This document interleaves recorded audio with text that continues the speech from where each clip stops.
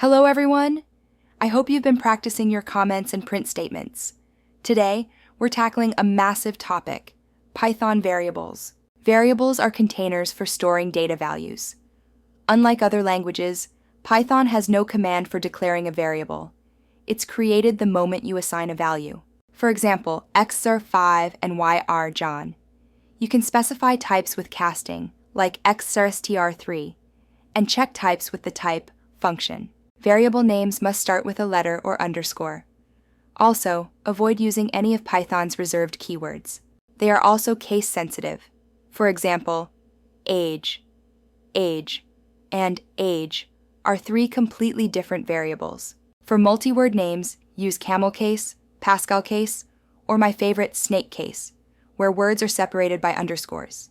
You can output multiple variables with commas or the plus operator, but be careful.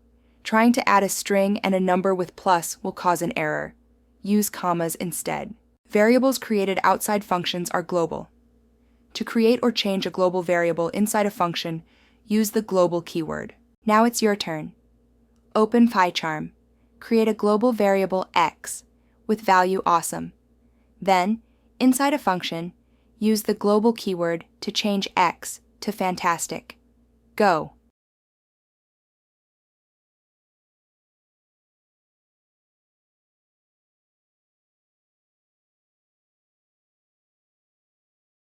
Did you get it? Define x outside. Define function. Inside, type global x, then xvatsa fantastic. Call the function and print x. It should say fantastic. Great work. Review this chapter carefully as variables are fundamental. Join me in the next episode titled Python Data Types. See you then.